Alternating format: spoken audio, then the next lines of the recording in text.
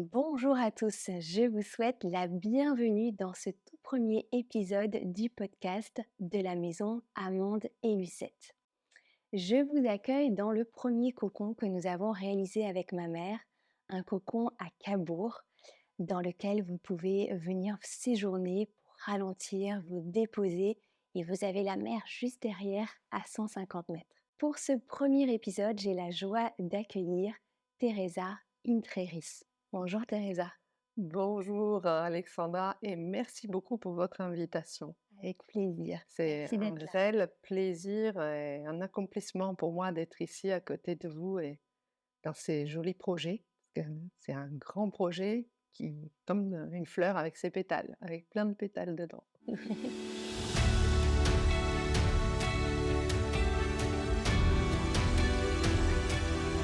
J'ai très envie, Teresa, que ce soit moi qui vous présente. Allez-y. Merci. Vous êtes donc italienne et française. Vous avez vécu jusqu'à vos 22 ans en Italie Oui, et vous êtes venue en France pour finir vos études de langue et vous avez également en France fait des études de droit et de psychologie. exactement, oui. Pendant 20 ans, vous avez exercé le métier de traductrice-interprète à votre compte et durant cette même période, vous avez également été experte auprès de différentes cours d'appel. Oui, Vous êtes passionnée par l'humain et vous êtes aussi multipotentiel. Et en 2017, vous avez ouvert votre cabinet Alito Vita à Caen. Donc au départ, c'était une activité secondaire, puis c'est devenu une activité principale. Et là, vous y exercez depuis donc ces années le métier de consultante en évolution professionnelle et personnelle. Et vous êtes également formatrice en burn-out. oui, j'ai créé plusieurs formations pour le burn-out que j'anime également. Très bien. Et je me permets de préciser avec votre accord, parce qu'on en a discuté avant, que vous avez également fait vous-même un burn-out. Tout à fait. Donc vous accompagnez ainsi les personnes dans le cadre de transitions de vie, que ce soit des transitions et des évolutions professionnelles, mais aussi personnelles. Et ça peut être dans le cadre d'évolution de carrière, de reconversion professionnelle, de burn-out, comme on vient de le voir, Oui. mais aussi dans le cadre de séparation, de deuil et de changements de vie difficiles. Voilà. Tout à fait. En fait, c'est le burn-out qui m'a amenée à pouvoir, me spécialiser plus dans l'accompagnement aussi de la réintégration post-burn-out. Les personnes qui ayant souffert de burn-out, parce que quand on fait un burn-out, il vaut mieux pas se poser des questions, hein, on va le voir ensemble, mais il vaut mieux pas se poser des questions sur les changements. Il vaut mieux les faire une fois que le burn-out est déjà en phase, plutôt basse, et régressive, Mmh. et c'est le burn-out qui m'a amenée du coup à me spécialiser dans l'accompagnement professionnel. D'accord. Ok, Je très bien. Et en fait, je fais partie, d'une de ces personnes que vous accompagnez et ce depuis 6 ans et c'est comme ça que nous nous sommes rencontrés. C'est-à-dire que depuis ces 6 dernières années, de mon regard, de mon prisme à moi, je vous considère comme ma thérapeute et quand j'ai besoin, je vous demande un rendez-vous en visio, une fois par mois ou une fois tous les 2 mois selon ma demande et vous m'avez accompagnée donc sur un certain nombre de problématiques et notamment sur une dernière grosse, et vous m'accompagnez encore, c'est à propos donc moi aussi de mon burn-out professionnel. Et merci Et de l'honneur de cet accompagnement, parce que c'est vous qui le faites, me faites cet honneur de votre confiance, qui est toujours pour moi renouvelée et touchante. merci. Et donc moi, j'ai eu vraiment besoin de cet espace pour me déposer, pour être écoutée, pour comprendre la crise identitaire que je traversais et pour essayer de transformer cette épreuve en une vraie, force, en fait. Et j'ai observé pendant ces séances, que la traduction ne vous a pas quitté en fait. Non. C'est juste que, elle est à l'œuvre un peu plus subtilement, différemment et vous avez à mon sens un talent que je qualifierais d'exceptionnel, un talent, j'ai Merci. même envie de dire que je vous envie. C'est-à-dire que de mon prisme à moi, de mon regard à moi, vous arrivez à traduire les perceptions, les intuitions que vous recevez et vous les transmettez dans la matière. et vous me les transmettez. Par exemple, à chaque fois, j'arrive avec des problématiques ou une problématique qui me semble totalement insoluble et à chaque fois, vous arrivez avec votre traduction à vous, avec ce que vous percevez, à me transmettre une analyse, votre angle de vue qui, à chaque fois, sont toujours d'une très grande justesse. Donc, vous m'avez profondément aidé depuis ces dernières années et je vous en remercie vraiment du fond du cœur. Je suis touchée. Merci parce que c'est intéressant de voir, votre perception, parce que c'est un échange. Donc, j'ai mes perceptions, vous avez les vôtres et là, vous touchez vraiment le cœur de ce qui fait que je me lève le matin et que je suis motivée et c'est que tout est informationnel pour moi. Hem, les informations, elles sont dans la matière et dans le vide. Donc on peut parler d'informations, en lecture psychologique, en lecture corporelle, des gestes, de la posture, mais il y a c'est encore plus, même dans le vide, nous recevons des informations et je suis ravie que vous ayez vu pour constater que la traductrice interprète est pas loin, hein, elle est à côté, elle participe dans cette évolution et j'interprète et j'ai traduit d'autres personnes que ce que je traduisais, interprétais avant, effectivement. Et vous faites partie de ces personnes dont l'aide et l'accompagnement marquent une vie, marquent ma vie particulièrement. Vous faites partie, de ces grandes mères dont la bienveillance émane juste par sa présence et par l'énergie qu'elle dégage. Et j'en terminerai ma présentation ici en disant que vous faites partie de ces grandes femmes dont on entend peu parler, mais qui méritent tellement d'être mises en lumière et j'espère de tout cœur que la vie de cet épisode de podcast s'en chargera. Un grand merci, alors là, je suis submergée, submergée par la gratitude, votre gratitude, la mienne. Voilà, merci beaucoup. J'ai les larmes aux yeux, vous voyez? Oui, moi aussi, légèrement aussi, ça je suis émue. Donc là, juste avant de commencer, je voudrais juste savoir comment vous vous sentez là, dans l'instant présent? Alors, je me sens entourée de dans ce lieu, il y a tout est fleuri, en fait et j'ai l'impression d'assister à votre propre floraison. C'est pour ça que j'ai commencé, la première image qui m'était venue, c'était cette fleur avec plein de pétales. Je me sens entourée, je me sens accueillie, je me sens célébrée, je me sens bien, il y a, tout un frétillement intérieur. Ça va, ça c'est un peu un feu d'artifice intérieur et je suis contente d'être là et en votre présence. C'est vraiment, vous parlez, c'est quelque chose qu'on échange pour moi. Moi, je suis tellement bien en votre présence, je vous l'ai toujours dit. Je dis: «Quelle belle énergie que vous avez», même quand ça allait pas, mais vous avez quand même votre énergie qui est là, Mmh. qui parle de vous, même quand vous ne pouvez pas parler de vous Mmh. et je suis contente d'être en cette présence-là. Merci. Donc Teresa, est-ce que vous pouvez nous expliquer quelles sont les différences entre un burn-out professionnel et une dépression? Ah oui, c'est vrai que c'est une des questions qui se posent souvent. J'ai pu, vérifier comment il y a même certains professionnels de santé pour qui ce n'est pas très clair la différence. En fait, de mon point de vue, de ce que j'ai pu observer pendant ces années d'études, d'analyse et d'accompagnement dans le burn-out, la dépression est un des symptômes du burn-out. Il y a 2 énergies différentes, ça ne se pose pas au même niveau. Dans la dépression, on a un repli sur soi, de là beaucoup de tristesse, et un sentiment de vide, alors que dans le burn-out, surtout dans les premières phases, on a un sentiment de trop plein.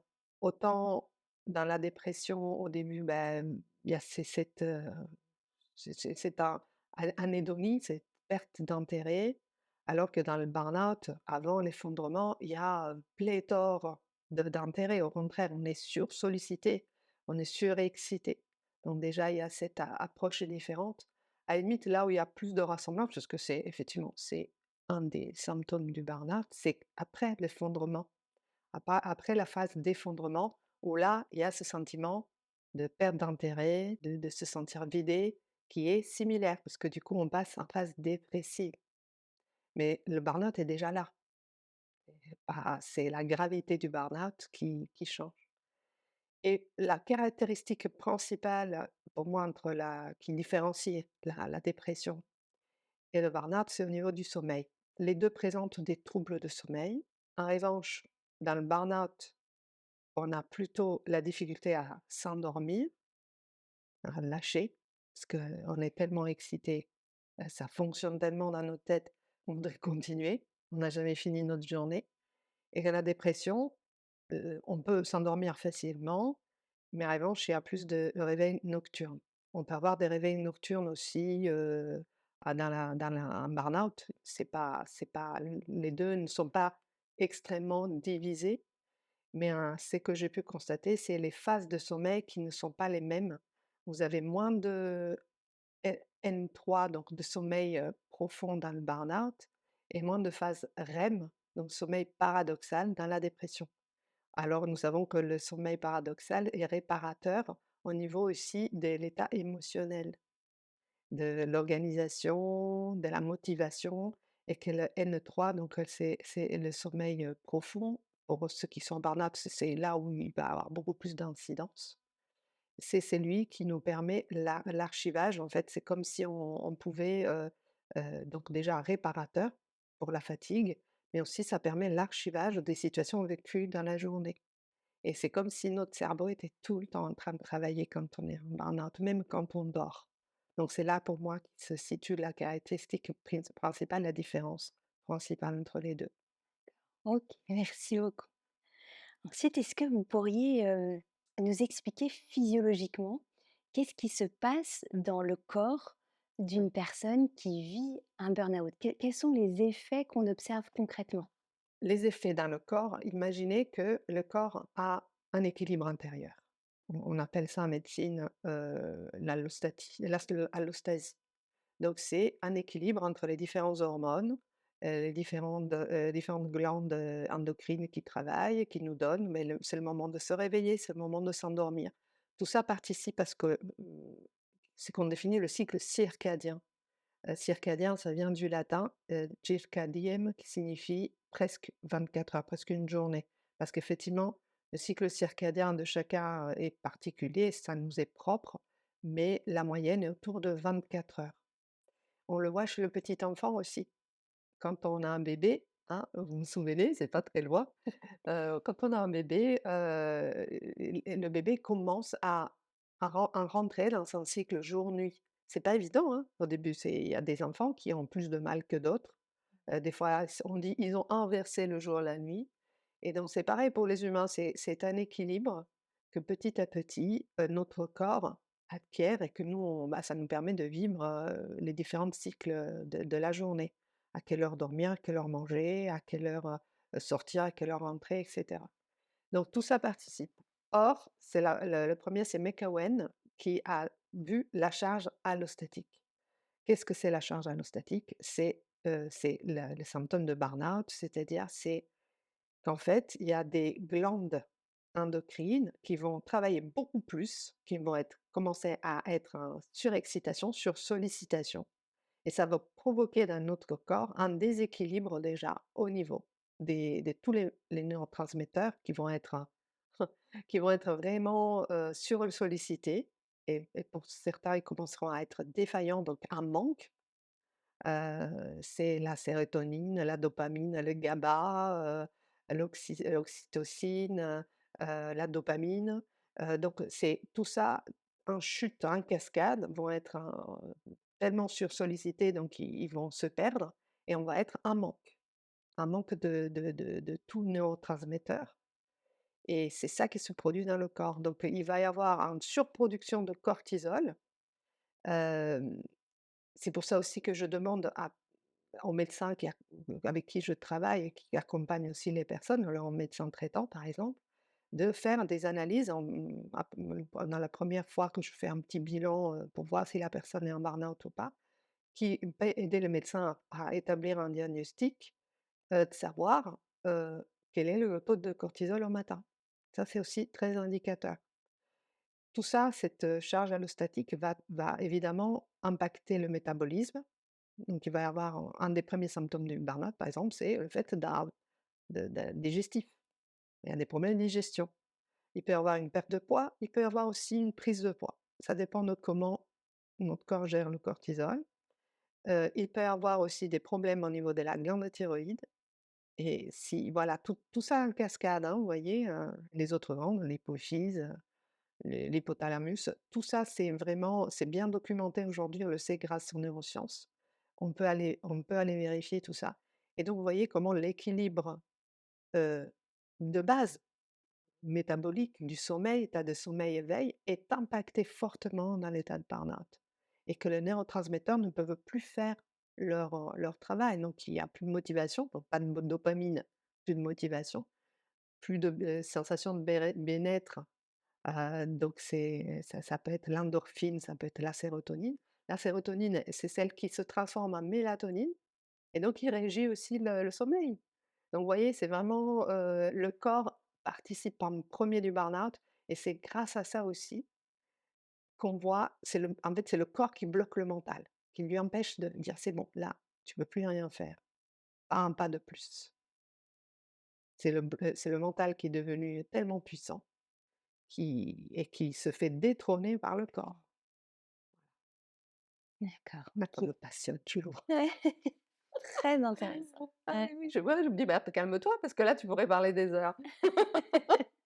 Donc selon vous, quels sont les signes précoces qui permettent de détecter un burn-out avant que la phase d'effondrement avant que la phase d'effondrement n'ait lieu? Oui, mais c'est une question très intéressante parce que, c'est vrai qu'on pourrait tellement en sachant ça, en sachant les symptômes précurseurs, on pourrait éviter d'arriver à la phase d'effondrement. Parce que souvent le burn-out, c'est ce que j'entends, c'est un terme qui est galvaudé, hein, qui passe Mmh. partout et il y a des personnes qui disent: «Ah ben j'ai pas dormi, 3-4 jours, je suis en burn-out». Non, c'est pas ça.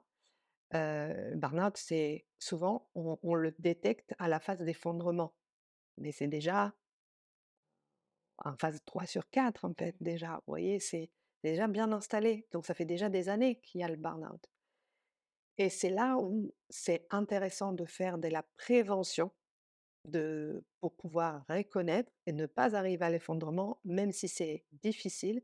Parce que justement les symptômes, c'est par exemple une fatigue, une grande fatigue qui n'arrive pas à se calmer puisqu'il n'y a pas de phase de récupération.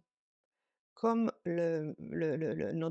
notre intelligence, est intellectuelle, notre mental est, tout le temps en action, tout le temps en action, même en se reposant, comme je vous ai disais tout à l'heure, il va y avoir de moins en moins de sommeil réparateur, donc on a l'impression qu'on ne se repose jamais, en fait.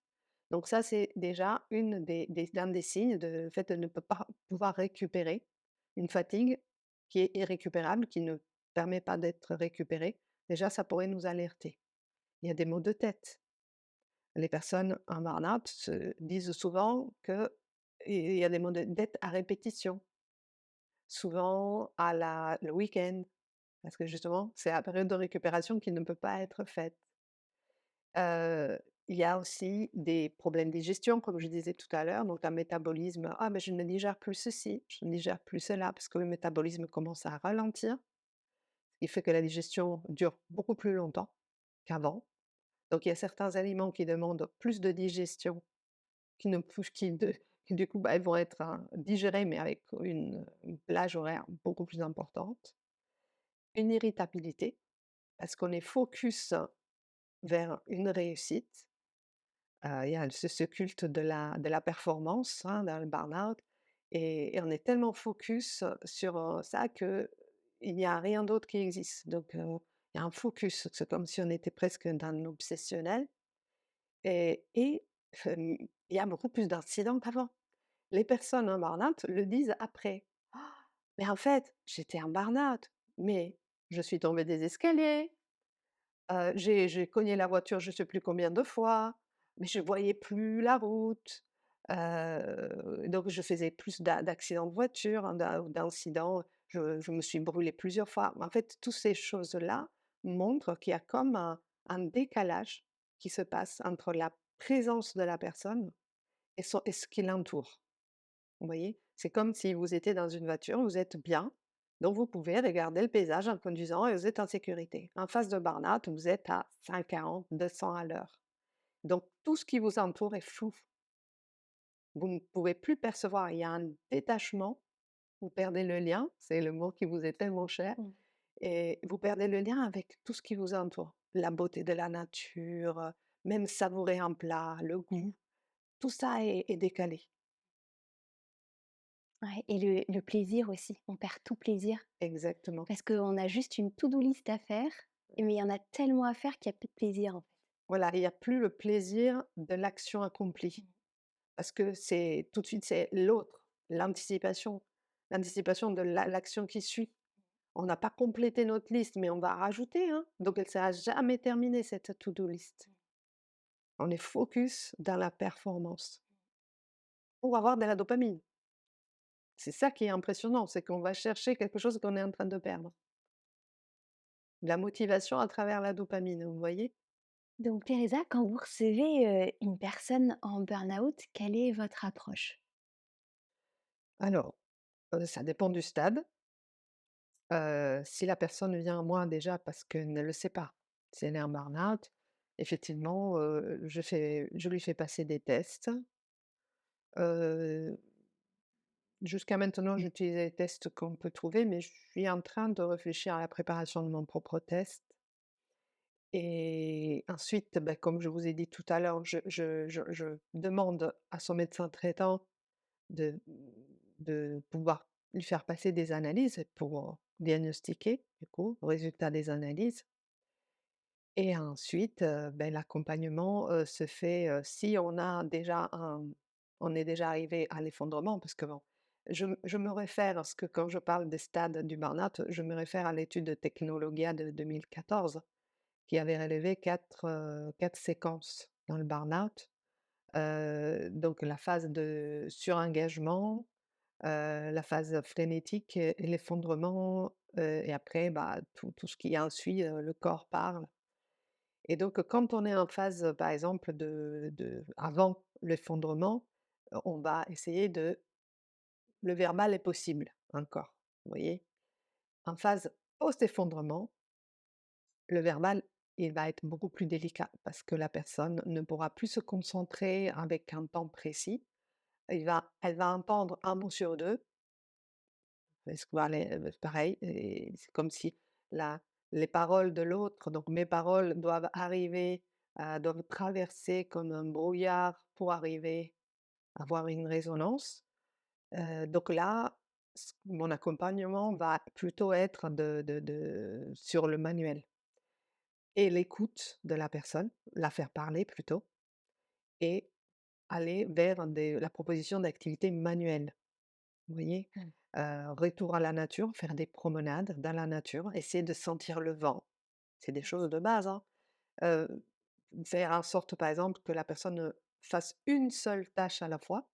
Ça, ce n'est pas évident parce que on est grisé, en burn-out, il y a une période où on est grisé par nos facultés. En fait, on est on devient presque, addict au stress. Le stress, et c'est un révélateur de performance chez beaucoup de personnes en burn-out, et donc on est grisé par cette possibilité de faire plusieurs choses en même temps, de faire beaucoup, et de demander à la personne de faire une seule chose à la fois et être présente, c'est un exercice énorme. Ne serait-ce que là, vous allez manger et vous allez essayer de deviner les ingrédients de ce que vous mangez. Ah, il y a du sel. Et après, qu'est-ce qu'il y a? Ah, ben, il y a un goût un peu anisé. Mais qu'est-ce que ça peut être? Du fenouil, de l'anis?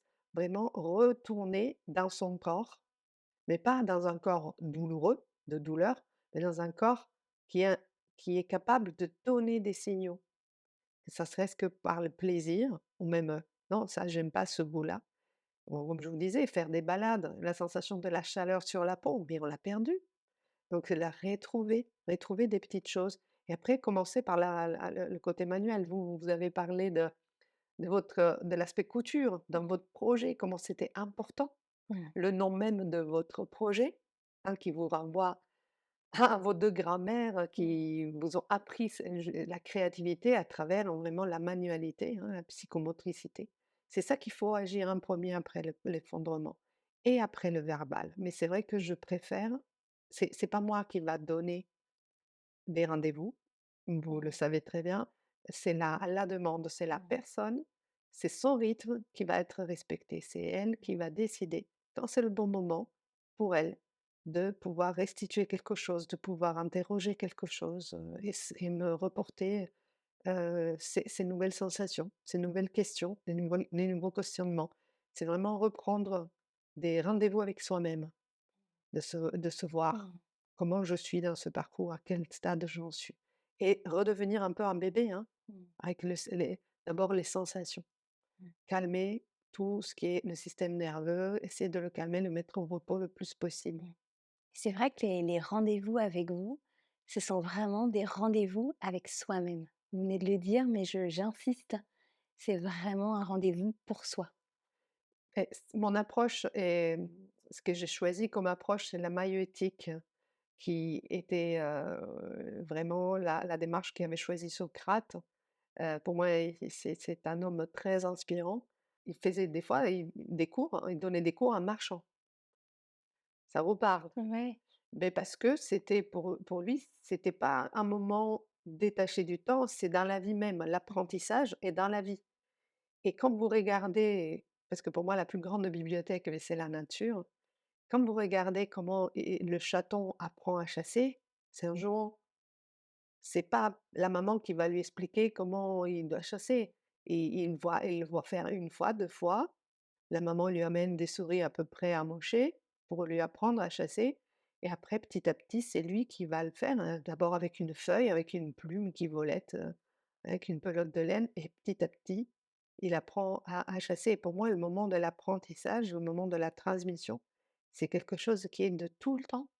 Dans c'est dans notre vie quotidienne. C'est pas un moment particulier, c'est tout le long de notre vie que nous allons apprendre et aussi apprendre à nous reconnaître. Mmh. Donc merci pour avoir, perçu ce que c'était mon intention en tout cas. Torrent. Merci. En quoi le sommeil et une alimentation équilibrée influencent-ils la récupération et pourquoi ces 2 piliers sont si importants? Oui, donc comme, vous avez pu l'écouter avant, je vous avais parlé de l'impact du sommeil, des troubles du sommeil donc sur le burn-out. C'est en même temps, c'est un symptôme du burn-out et c'est aussi, bah, ce qui empêche d'en sortir parce que le sommeil est interrogé et donc c'est une autre hygiène de vie. Moi, je vois vraiment je l'ai vécu sur moi-même et je vois comment il est important de revenir à l'essentiel. L'essentiel étant donc se nourrir, se reposer et donc retrouver le rythme circadien, un équilibre de son rythme circadien, ça passe par la nourriture et ça passe par les phases de sommeil qui sont respectées. Par exemple, ne plus être soumis à la lumière bleue, donc des écrans, quels qu'ils soient, heu, 2 heures au moins avant de s'endormir. Parce qu'il y a une surexcitation au niveau des ondes alpha et cetera.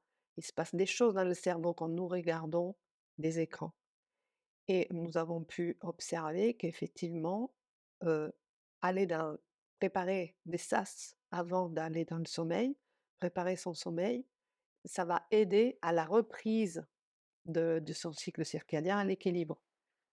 Pareil au niveau de la sensorialité à travers l'alimentation. Il faut adapter l'alimentation également à la digestion, une digestion qui est lente, qui est ralentie. Donc diminuer, faire aussi, en sorte de diminuer son cortisol. Donc une autre gestion des sucres, que ce soit des sucres lents, des sucres rapides. Donc différer le matin, par exemple, l'absorption de sucre, que ce soit lent ou rapide. attendre midi pour pouvoir dis ne pas abonder dans le pic de cortisol du matin, vous voyez? Donc c'est des choses qui sont en même temps basiques, nous ramener à l'essence, parce que le burn-out c'est ça, hein, c'est pour moi, c'est un dépouillement de soi. C'est il faut arriver à redevenir, heu, le bébé que nous étions presque, vous voyez? Redevenir à l'essentiel pour pouvoir après se déployer, mais d'une autre façon, hein, parce que le burn-out, les récidives, on les voit souvent s'il n'y a pas de changement, en fait. S'il n'y a pas une prise de conscience, de dire que le burn-out est le résultat de d'un mode de fonctionnement, d'un mode de vie qui ne peut pas être tenu sur la longueur. On ne peut se souhaiter ces pics de performance, si vraiment on a besoin de ces mots, uniquement sur des zones très bien restreintes. C'est ça qui va empêcher la récidive. Donc c'est de se demander de revenir à l'essentiel, donc sommeil. On va d'abord agir sur le sommeil et l'alimentation pour s'accueillir vraiment à la base. Ah et moi, de mon côté, j'ai vraiment eu l'impression de vivre une mise à nu. C'est-à-dire que mon burn-out m'a amené à un dépouillement et une mise à nu. Et c'est vrai que, oui, ça c'est un peu comme un petit enfant, un bébé qui renaît mais autrement Oui, et une renaissance autre. et vous voyez comment le regard du performeur, en fait, se pose sur ce bébé et parfois il le juge mal, en disant: «Mais c'est pas possible, mais tu es plus capable de rien faire. Mais avant je faisais ça, ça, aujourd'hui tu n'es plus capable». Oui, c'est vraiment comme dites, c'est ça le dépouillement de dire: «Ah oui, effectivement, aujourd'hui je suis à l'étape bébé et beh, c'est comme ça aujourd'hui». Mais en même temps, le bébé, il y a plein de potentiel dans un bébé. Donc et c'est pas une phase, définitive, le bébé, c'est une phase de transition et redevenir à ce dépouillement pour laisser émerger notre nouveau moi, qui va donner notre nouvel équilibre. De quoi il a besoin ce bébé pour devenir ce nouveau moi qui au début est tout frêle, hein. Quand on sort du burn-out, on ne sait pas trop si on est on dit un Calabrais, on ne sait pas si on est viande ou poisson, hein. Il y a un dicton, on ne sait pas qu'est-ce qu'on est, de quelle nature on est, quelle est notre essence et donc c'est vrai, c'est tout frêle, mais petit à petit, on laisse émerger quelque chose. Au lieu de contrôler, on laisse juste émerger. On se met en observation de nous-mêmes, de ce bébé qui grandit et c'est là qu'il y a tous les possibles, en fait.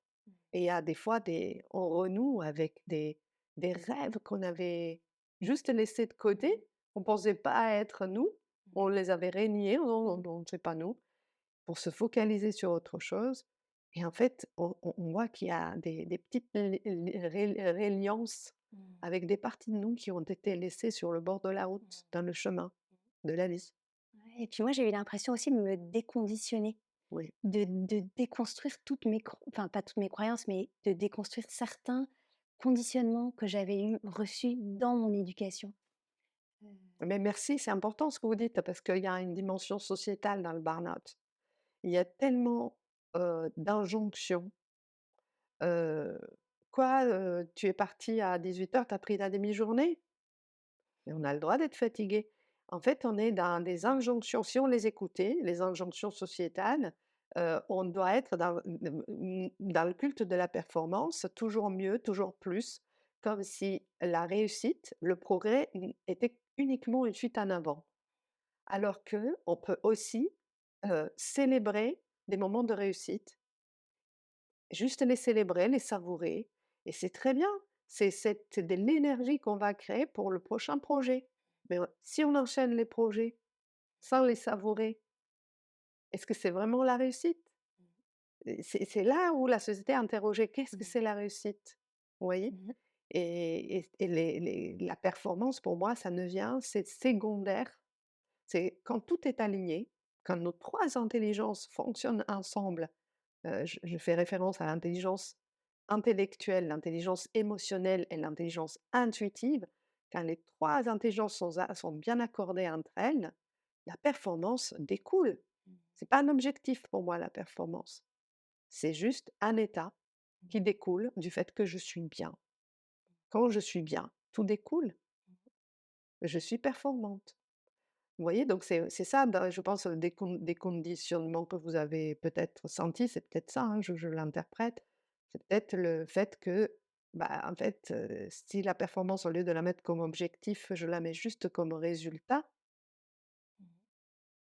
et que de mon bien-être, de mon équilibre, mais c'est différent, hein. C'est Ouais, un nouveau monde qui s'ouvre à vous, en fait. ouais. Et puis alors moi, ça a été aussi beaucoup dans le choix du métier. Oui, Le métier d'avant et le métier de maintenant, qui n'est plus du tout le même. Donc, il y a eu de ça aussi. Moi, il a fallu m'autoriser à enlever toutes les couches, et pour pouvoir vivre le métier de mes rêves. Ouais, oui. ou les métiers de mes rêves. Voilà pourquoi je suis arrivée au bilan de compétences, en fait, qui est un des outils que j'utilise. Parce que c'est vrai que en France, nous avons la chance d'avoir ce système qui est Mmh. très encadré, hein, un bilan de compétences, et qui permet de voir les valeurs, les besoins de la personne, les soft skills, donc les Mmh. compétences douces, les hard skills, les compétences dures, et de laisser sortir cette personne. Mmh. De ne pas juste privilégier une partie de nous, mais de faire en sorte que l'orchestre fonctionne Mmh. et pas un seul instrument, vous voyez? Et vous voyez ce qui se passe? Mmh. C'est merveilleux quand Mmh. l'orchestre peut fonctionner, hein. Moi, je Mmh. suis épatée aujourd'hui de voir tous vos talents. Je pensais les connaître, mais non, vous avez encore de la surprise. Merci. Et d'après votre expérience, Teresa, combien de temps dure généralement un burn-out professionnel? Et finalement, ce qu'il y a derrière ma question, Oui, c'est combien de temps un arrêt maladie peut être, nécessaire? c'est une bonne question.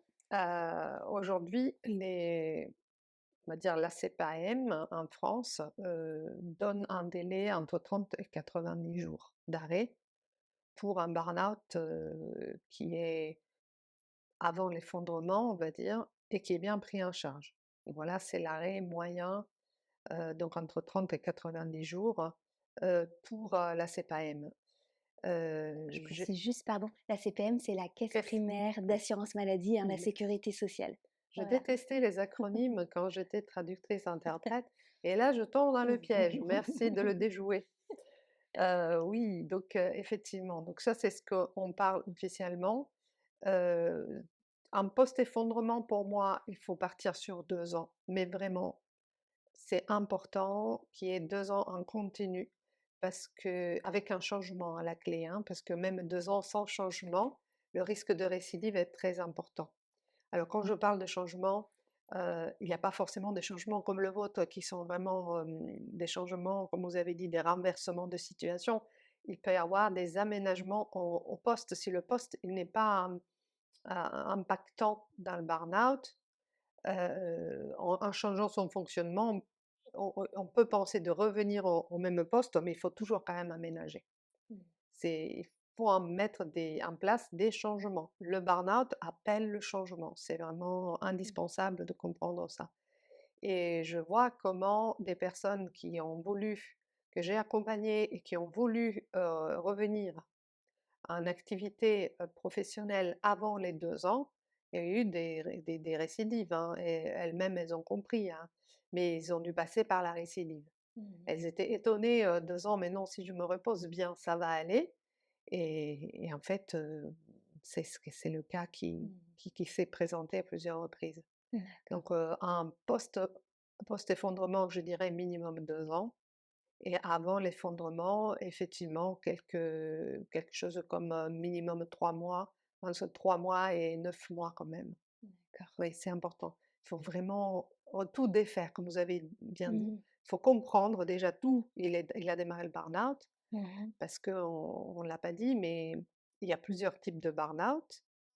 Il y a un burn-out professionnel qui est celui qu'on connaît le plus, mais il y a aussi les burn-out, familiaux, Mmh. hein, qui sont dans une surcharge, surinvestissement dans la famille, dans le projet familial. Mmh. Dans le burn-out, lui-même, il y a plusieurs formes. Vous avez le bore-out, le Mmh. burn-out, qui dépendent effectivement des situations vécues.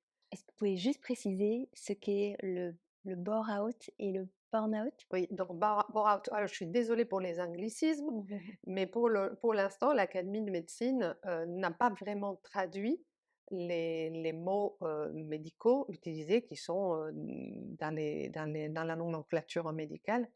On parle d'épuisement en français, épuisement professionnel ou personnel, mais vraiment la maladie, elle a le nom anglais.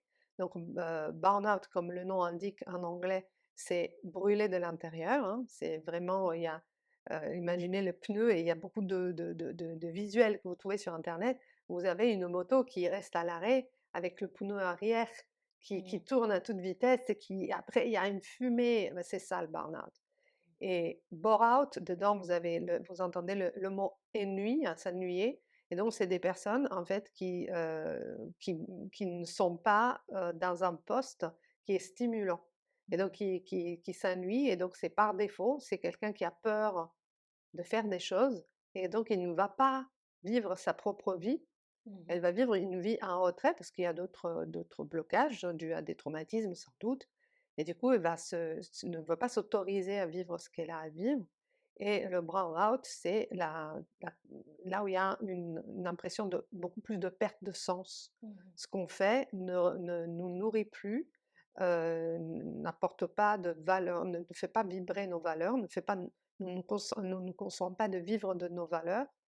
Et donc il y a vraiment parce que la perte d'essence, c'est sur les 3, mais c'est surtout sur le burn-out que qui se manifeste beaucoup plus. Mmh. Et donc la personne, elle peut plus donner le meilleur qu'elle a parce qu'il y a plus rien à donner du moment où elle est infidèle à elle-même, hein, Mmh. en quelque sorte. D'accord. Voilà, ça amène à un épuisement de toute façon. Même la nuit ramène à un épuisement. Donc, Mmh. il faut déjà établir un diagnostic, voir l'origine. Mmh. C'est parce que c'est pas clair à chaque fois. Hem, vous voyez, quand on accouche, il y a ce qu'on appelle le baby blues, une Mmh. petite dépression postpartum et puis, bah, des fois, on le confond avec un burn-out, par exemple, vous Mmh. voyez? Donc il faut vraiment faire bien les choses Mmh. pour définir, prendre le temps. Le temps est utile, c'est pas une perte de temps et après réinvestir, désinvestir là où il y avait un trop Mmh. et réinvestir les parts de nos vies que nous avions perdues. Voilà, D'accord. donc c'est pour ça que ça explique la durée et la durée, elle est importante parce qu'il faut tout refaire de ce côté-là Ouais. et donc plus on le prend plus tôt, on l'a comme on dit tout Ouais. à l'heure, mieux évidemment, on peut voir les choses, mais parfois on ne s'arrête pas Mmh. tant que le corps ne nous arrête. Mmh. Tout à fait et au moment de la reprise, moi, j'ai souvent entendu dire et je le vois aussi, avec ma reprise à moi, Oui. que, j'ai souvent entendu, une préconisation qui consistait à dire que c'est bien de reprendre en mi-temps thérapeutique. Voilà, par Qu'est-ce que exemple, vous des en amènes pensez? tout à fait. Par exemple, c'est pour ça que je vous disais, il n'y a pas besoin de tout changer à chaque fois. Mmh. C'est au cas par cas et parfois, c'est reprendre en douceur, un mi-temps thérapeutique, se sentir comment ça va. Mmh. Parfois, c'est une bonne solution. Pour certains profils, Mmh. surtout quand le burn-out n'est pas vraiment bien traité, Mmh. reprendre à mi-temps thérapeutique, c'est même piégeant. Vous savez pourquoi? Parce que j'ai pu constater que des personnes allaient faire ce qu'ils allaient faire Ah oui. dans un temps complet, Mmh. dans un mi-temps thérapeutique. Donc le burn-out les attend, hein, à la sortie de la porte, hein, c'est Mmh. clair. Mmh. Donc vous D'accord. voyez comment c'est Mmh. important. La solution, elle est importante suite à la prise de conscience. Mmh. Parce que sinon la solution peut devenir aussi un problème. Mmh. Ouais, un piège. Tout Ouais. à fait. OK, d'accord et finalement, est-ce qu'il est possible de guérir complètement, d'un burn-out et de retrouver son énergie d'avant? Alors, si la question est guérir et que tout redevienne comme avant, je dirais non. On ne Mmh. pourra jamais guérir d'un burn-out, ça Mmh. c'est clair. Pourquoi? Parce que dès qu'on essaie de pousser la machine comme avant, Mmh. à faire, plusieurs tâches en même temps, à se surinvestir, à faire focus sur, une des activités au lieu de repartir, notre attention sur plusieurs activités, le côté famille et cetera, le côté, libre aussi, solitude, parce qu'il y a beaucoup de personnes qui ont besoin de se recharger dans la solitude. Mmh. Donc au lieu de répartir la charge comme une chaise, hein, avec 4 Mmh. piliers, qu'on le met sur un seul pied, là, ça revient. Mmh. Mais nous en avons parlé ensemble, c'est peut-être bien cette fatigue qui vient, c'est la fatigue thérapeutique, Mmh. comme il y a la douleur thérapeutique quand on se fait mal, que nous la douleur, on nous dit: «Ouais, là, c'est bon, tu arrives à ta limite, arrête-toi». Peut-être que la fatigue, du burn-out qu'on pense: «Ça y est, on n'est jamais sorti de ça». Mmh. C'est juste qu'elle nous indique que non, notre journée a été un peu trop remplie et qu'on peut pas nous ne pouvons pas nous demander à nous-mêmes, des journées, de cette façon, de cette intensité sur plusieurs, jours. Mmh. Il faut que ça soit entre 2 temps de plus calme. Mmh. Voilà, donc la machine, on peut la pousser, même après un burn-out, mais d'une façon très ajustée Mmh. et de toute façon, vous voyez que le corps, il va vous dire: Mmh. «Stop». C'est Ce que clair. vous ressentez comme, que nous ressentons comme une limite, Ouais, en fait, c'est juste, une demande de réalignement. ouais. C'est faux pour moi, d'après mes observations, de dire que le burn-out, c'est dû à la charge de travail. Non, pour moi, c'est vraiment l'intensité du vécu, de Mmh. comment nous mettons toute notre énergie dans un but qui, en plus, qui se déplace tout le temps. C'est plus ça qui peut provoquer un burn-out que la charge de travail, en Ouais. elle-même. Après, je ne parle pas de certains milieux toxiques, Mmh. que ce soit des milieux Mmh. familiaux toxiques ou que ce soit de certains managements toxiques. Là, c'est encore une autre question. Mmh. Moi, je parle d'une personne comme vous, par exemple, qui a Mmh. son compte, qui peut faire un burn-out Mmh. comme moi, Mmh. qui peut faire un burn-out toute seule, en Mmh. fait. Donc on n'a pas de chef et Mmh. ça peut arriver. Mmh. Donc il y a d'autres raisons de burn-out quand, en fait, la charge vient de l'extérieur. Mmh. Quand il y a des cas de harcèlement, Mmh. voilà, tout ce qu'on appelle management toxique et cetera. Ça, Ouais. c'est encore autre chose. Donc Mmh. là, vous comprenez bien que la guérison ne peut pas s'imaginer si on n'enlève pas la personne Mmh. du lieu toxique, Mmh. qui a récidive Ouais. forcément. D'accord. OK. Et donc finalement, si, on ressent de la fatigue après la reprise, est-ce que c'est, normal? Oui, c'est un peu une boussole. Ouais. C'est la boussole qui nous dit si nous avons exagéré. Mmh. Donc c'est intéressant de faire à la fin d'une journée, surtout pendant la période de reprise, Mmh. de faire un petit journal. De dire, «OK, qu'est-ce qui s'est passé aujourd'hui?» Parce que, nous l'avons vu ensemble, les Mmh. personnes qui sont en plus, multipotentielles, qui sont plus sujettes au burn-out, comme les hypersensibles, ces personnes-là ne s'aperçoivent pas forcément, ils n'ont pas une bonne mesure, une bonne jauge de l'activité qu'ils ont déployée tout au long d'une journée Mmh. et donc c'est la fatigue qui va nous l'indiquer. Mmh. Parce qu'ils pensent que tout ce qu'elles font, c'est normal, Mmh. c'est un rythme normal. Mmh. Alors que non, c'est pas normal. C'est Mmh. qu'ils ont déployé énormément d'énergie et que là, il y a besoin de se reconcentrer sur soi pour se recharger. Mmh. OK. Et donc finalement, quelles sont les bonnes pratiques pour éviter une rechute de burn-out? Mais voilà, c'est, se ressentir, vraiment prendre, déjà, faire des pauses. Mais ça, c'est même pas un burn-out pour une personne qui a souffert de burn-out, c'est vital.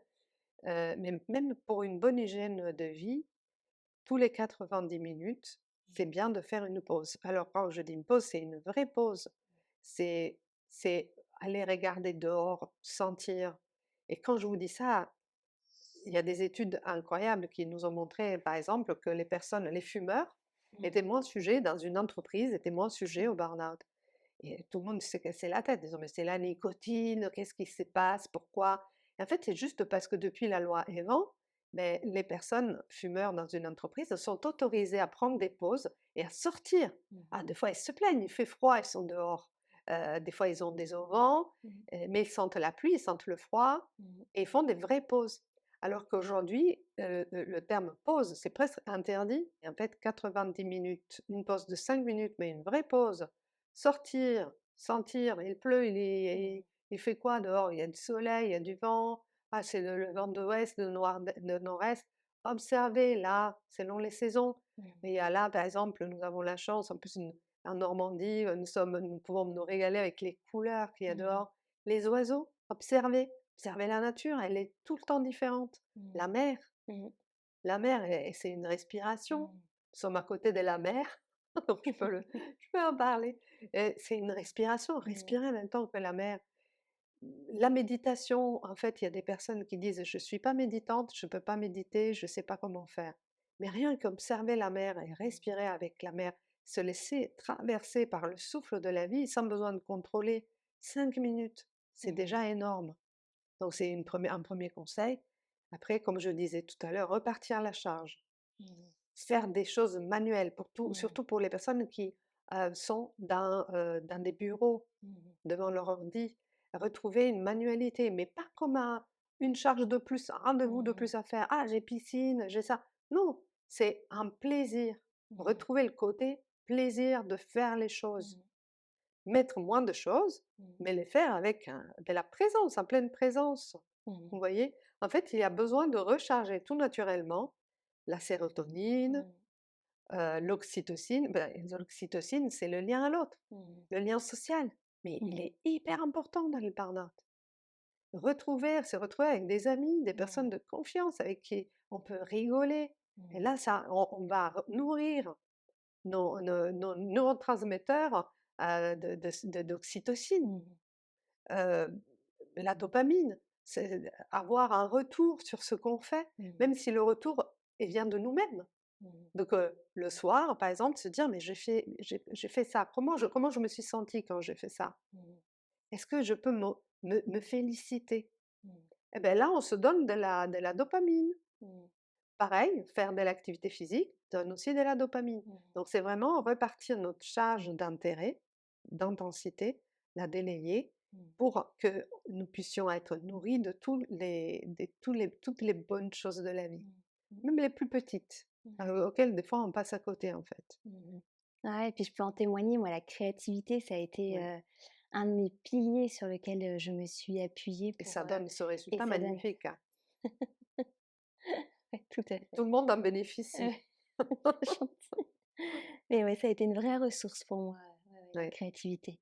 La beauté. Ouais, ouais, C'est magnifique ouais. de se laisser, transpercer par la beauté. Mmh. On n'a pas besoin de faire un syndrome de Stendhal, mais qu'est-ce que c'est Mmh. beau de pouvoir se laisser transpercer par la beauté des choses, tout Mmh. simplement. Ouais. La créativité de l'autre, Mmh. c'est nourrissant. Ouais. On oublie souvent, on passe comme si c'était, tout le temps Mmh. là, et c'est tellement intéressant de se laisser encore toucher par Mmh. ça, Tout à fait. par tout ce qui est beau. Qu'est-ce qui est beau, et je trouve aussi les saisons. Retrouver l'observation des saisons, du rythme de la nature, de ce rythme lent, des bourgeons, des fleurs. L'autre jour, avec mon petit garçon, on observait, on a une rangée d'arbres roses au printemps qui fleurit, et donc tous les jours, je lui disais: «Viens, on va voir à la fenêtre», et on va regarder chaque jour et on regardait chaque jour les arbres et les petites fleurs qui s'ouvraient jusqu'à ce que, et depuis, il me dit toujours: «Viens maman, on regarde les arbres, regarde comment ils sont roses». Ça dure que 15 jours, mais après chaque fois que ça s'était ouvert, il me disait: «Maman, regarde, regarde les arbres», dès qu'on sortait de la maison. Mais Ouais. justement, une de mes formations, porte là-dessus, porte sur, le lien entre le burn-out et le rapport au temps. Mmh. Parce que suis arrivée à la conclusion suivante. Si je me réfère à la Grèce antique, il y avait 3 mots pour indiquer le temps.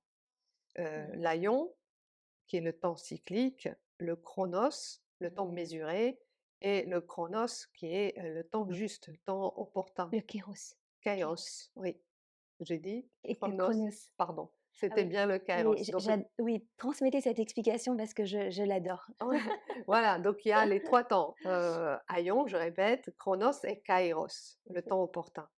Et en fait, l'Aïon, c'était quoi? C'est, heu, à être en contact avec les cycles. Mmh.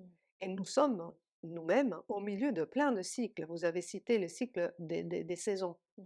Donc l'alternance des saisons, l'alternance jour-nuit, Mmh. pas pareil. La même, vous regardez par votre fenêtre, c'est pas du tout la même ambiance quand c'est la Mmh. nuit et le jour. Les saisons, alors nous les femmes, on est plus cycliques que les hommes puisque, bah, Mmh. nous avons nos lunes. Donc, nous voyons bien comment, il y a quelque chose qui est plus fort que nous, qui nous met en relation avec l'univers, avec la lune, ces cycles, parce que nous répondons à ça. Mmh. Les marées, c'est pareil, Mmh. ils répondent au cycle lunaire. Heu, il y a les cycles, de la vie, hein, on a l'enfance, Mmh. l'adolescence, la maturité et après, la descendant, donc Mmh. l'âge mûr et la vieillesse Mmh. et la mort. Mmh. Naissance, mort, c'est la vie, c'est la Mmh. vie, c'est les 2 débuts et fins de la vie, en fait, mais Mmh. c'est la vie qui continue tout le temps et donc ça, c'est plein de cycles. Célébrer les cycles, on a perdu ça. Mmh. C'était des rituels magnifiques.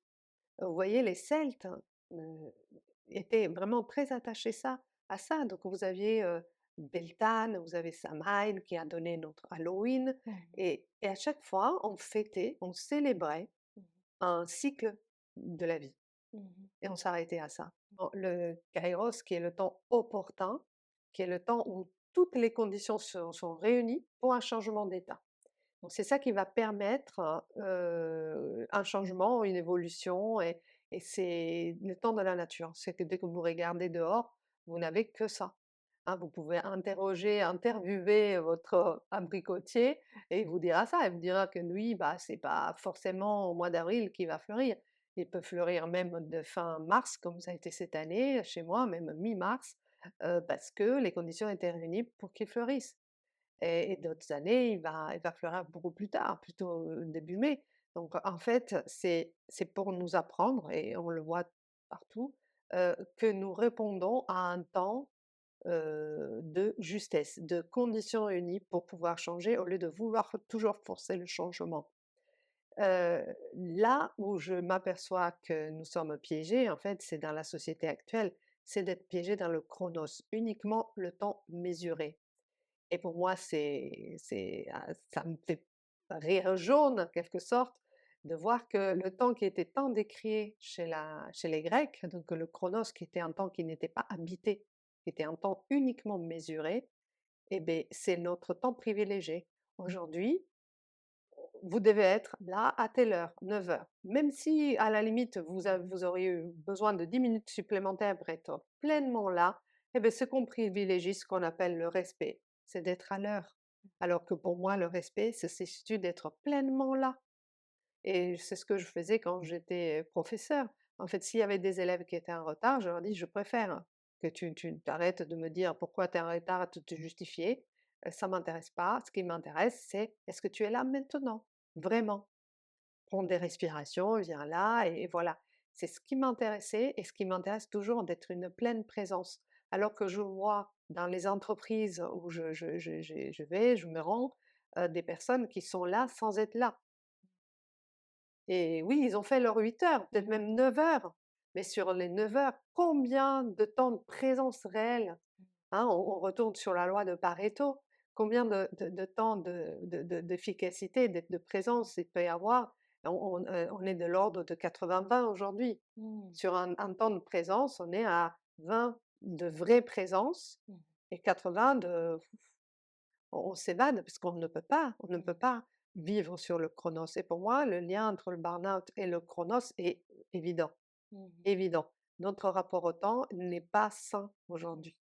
Il y a une course effrénée contre le temps, et il est devenu notre, arbitre, le temps, alors qu'il est juste un serviteur pour nos actions.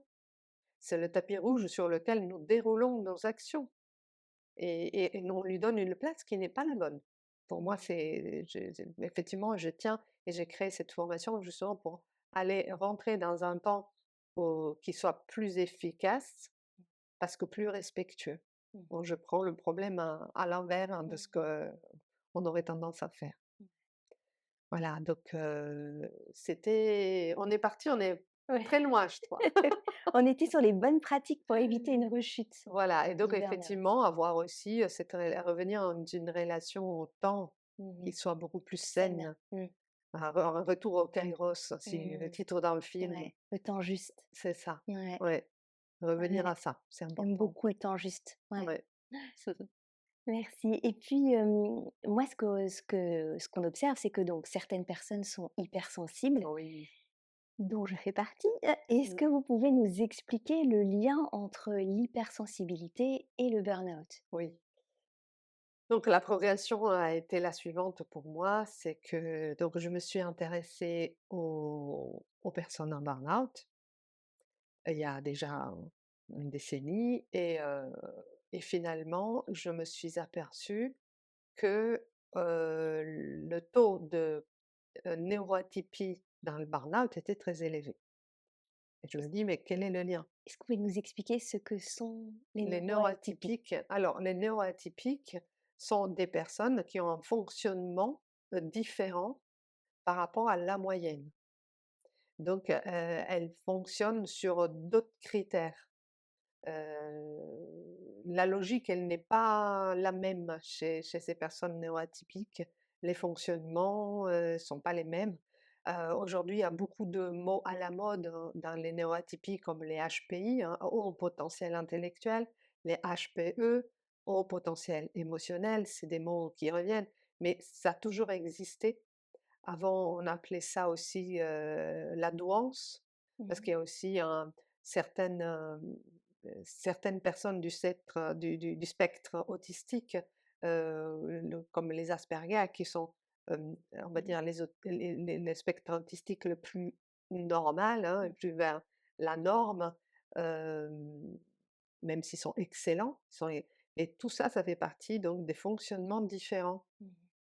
On n'a pas, le cerveau qui est câblé de la même façon et donc je me suis aperçue qu'effectivement et que pour moi c'était une quand j'ai découvert ça, quand j'ai observé ça, je me suis rendu compte que ça m'interpellait beaucoup, parce que je dis: «Mais ça devrait être l'inverse». Mmh.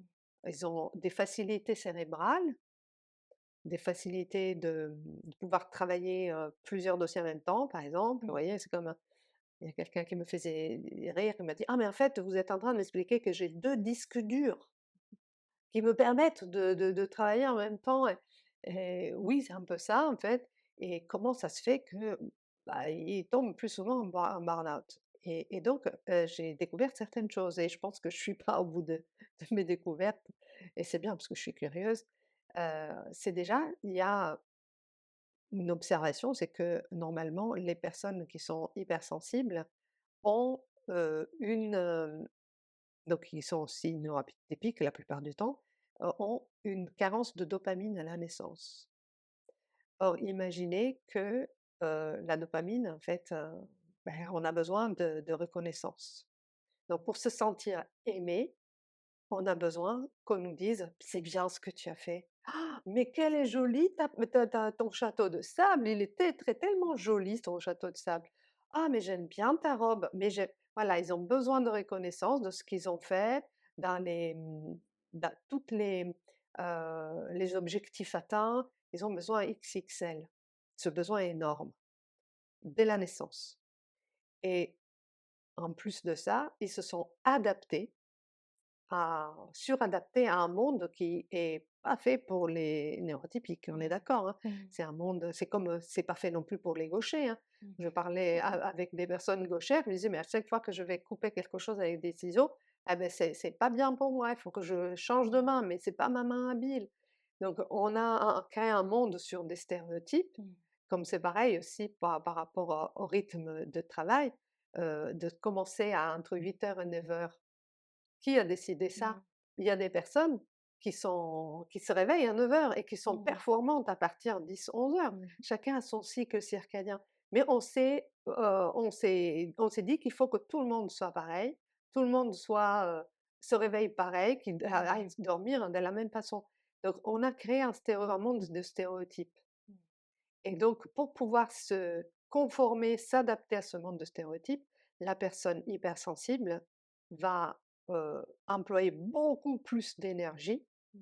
et donc déjà, elle arrive, pour ces 2 raisons, à Mmh. vouloir en faire beaucoup, beaucoup, beaucoup pour avoir sa dose de dopamine Mmh. et en suradaptation tout le temps, ce qui fait qu'il arrive déjà, dans une phase neutre déjà Mmh. bien investie et presque en burn-out. Mmh. Donc, ce qui explique à mon sens, mais à mon avis, je n'ai pas fini d'explorer, les raisons pour lesquelles cette famille de personnes, de fonctionnement se retrouve plus dans le burn-out. Mmh. D'accord, OK. Et pour finir, ma dernière question, on a observé, il y a une enquête qui a été rendue par, Great Insight, Oui, de 2026 que d'accord. vous connaissez, et qui dit que 41 des salariés français ont déjà vécu un burn-out. Est-ce que vous pourriez nous expliquer pourquoi il y a autant de burn-out actuellement? Oui, mais en fait, je pense qu'on a la réponse en écoutant tout ce podcast, tout ce Mmh. ce moment que nous avons partagé. Vous imaginez comment on s'éloignait de nous, s on n'a pas à s'écouter et même quand on s'écoute, qu'est-ce qu'on fait de notre écoute? Qu'est-ce qu'on fait de notre émotionnel? Vous voyez, la théorie polyvagale, c'est une des théories plus récentes qui explique, la place des émotions, comment se gérer, comment gérer notre émotion. Alors gérer, ça signifie pas contrôler l'émotion. Mais l'accueillir, se laisser traverser, créer cette fenêtre de tolérance que quand nous étions petits, était à la charge des parents. Vous voyez? Un enfant qui tombe, qui se fait mal, le parent, il va le voir, il le prend dans ses bras: «Alors ça fait mal? Et qu'est-ce que tu sens? Comment tu Mmh. vas?» Ça, c'est la fenêtre de tolérance et quand on est grand, ben, il y a plus les parents forcément, hein, on n'a pas la chance d'avoir toujours nos parents à Mmh. côté, en tant qu'adultes, qui vont créer pour nous la fenêtre de tolérance et donc c'est apprendre à la créer nous-mêmes. Mais déjà savoir qu'est-ce que c'est une émotion. Et je vous assure, je suis sidérée. Il y a des fois où je présente, on parle d'émotion, je retrouve des personnes qui savent pas. Ils me disent: «Ah, je suis en colère». Oui, mais colère? Colère comment? Mmh. Et je leur présente une frise, un dessin avec plein de couleurs Mmh. différentes et je vais m'aider de cet outil pour qu'ils puissent décrire, heu, où est-ce qu'ils en sont avec leurs émotions. Mmh. Et je veux dire, c'est des personnes ultra compétentes, des bac+9, bac+10, qui n'en savent plus et j'ai besoin de créer un Mmh. outil comme avec des enfants pour qu'ils expliquent, qu'ils soient en contact avec Mmh. leurs émotions. Que la colère, elle peut être une rage, mais elle peut être aussi un énervement, Mmh. voilà. Il y a tellement de nuances dans nos émotions et chaque émotion, pouvoir la décoder parce que l'émotion en elle-même, c'est juste un messager qui nous indique qu'il y a un Mmh. état intérieur Mmh. qui s'actualise Mmh. et donc nous avons besoin de l'interroger cet Mmh. état intérieur et donc juste ça, revenir à ça, vous voyez? Ah Mmh. mais c'est fondamental! Mmh. Hein, on se le disait pendant la pause, mais avant, Mmh. il y a 2 siècles, les personnes qui montraient leurs émotions, Mmh. même les personnes importantes, beh, elles étaient considérées comme normales. Mmh. Aujourd'hui, ça l'est moins. Mmh. C'est tout de suite, on a peur, quelqu'un qui Mmh. montre ses émotions et je ne parle pas des limites, des Mmh. extrêmes, hein, les grosses pleurs, les grosses crises Mmh. de panique, je ne parle pas de ça, mais juste de voir quelqu'un qui pleure, Mmh. on ne sait pas trop quoi en faire. Ouais. Vous savez, dans l'accompagnement au deuil, des fois, Mmh. j'ai des personnes qui me disent: «Mais j'ai perdu un être cher et en même temps, j'ai perdu des amis. Mais pourquoi? Parce qu'ils viennent pas me voir. Mmh. Ils ont peur. Ils ont peur des émotions que je puisse Ouais. dégager dans ma traversée du deuil». Mmh. On a perdu ça. On a perdu, on est désemparés Mmh. vis-à-vis de nos émotions, vis-à-vis des émotions autrui. Donc retrouver son monde intérieur, ce qui pour moi, elle passe aussi par une forme de spiritualité, réouvrir à notre intuition, Mmh. parce que nous avons aussi les émotions, mais nous avons aussi notre intuition. Et qu'est-ce que nous en faisons? Qu'est-ce que nous en faisons aujourd'hui de notre intuition, de notre lien au plus grand que soi, Mmh. qu'on l'appelle comme on veut, mais qu'est-ce que nous en faisons partie pourtant? Mmh. Et qu'est-ce que nous en faisons de ces intuitions? À part peut-être jouer au loto, je ne sais pas si quelqu'un s'imagine des Mmh. chiffres. Mmh. Bon, mais qu'est-ce que nous en faisons? Ah mais des fois, j'ai eu quelqu'un qui m'a dit: «Bah, je devais passer un examen, vous m'avez appris à voir s'il y avait quelque chose au niveau de mon intuition. Eh bien, en fait, j'avais pas le temps de tout, Mmh. revoir et j'ai révisé juste 3 chapitres. Je l'ai senti comme ça. Eh beh, c'était là-dessus que se portait mon examen, je l'ai réussi. Vous voyez? Mmh. C'est anecdotique, mais ça indique bien quelque Mmh. chose. Ça indique bien que nous sommes coupés de notre monde émotionnel, Mmh. de notre monde intuitif, de Mmh. notre reliance au tout, Mmh. entre nous-mêmes. Parce que vous pouvez me dire des choses, mais je vous Mmh. sens, je vous Mmh. perçois. Et de voir, mais Mmh. voilà, entre ce que je perçois, ce que vous me dites, qu'est-ce qui se passe? Mmh. Comment notre dialogue, ils peuvent être tellement plus riche Ouais, de tout ça. ouais. Dialogue intérieur ou extérieur. Mmh. Donc oui, c'est retrouver sa lumière intérieure. Le burn-out est vraiment comme, vous l'avez dit tout à l'heure pour moi, imaginez une armure et d'un coup ça se crévasse Mmh. et c'est notre lumière intérieure qui veut sortir à tout prix et qui Mmh. crévasse l'armure. Mmh. Tout ce qu'on s'est créé dessus pour être des bons petits guerriers, hein, Mmh. bien bien contents de servir, nos idéaux ou nos projections, Mmh. et voilà. Donc c'est ça que le Mmh. burn-out, permet aujourd'hui pour moi. Ouais, j'aime beaucoup, cette image. Ouais. Bah, merci sincèrement Ah Teresa, merci, merci pour vos Alexandra. précieuses explications. Vraiment merci beaucoup. Merci pour ce bon moment. Avec plaisir.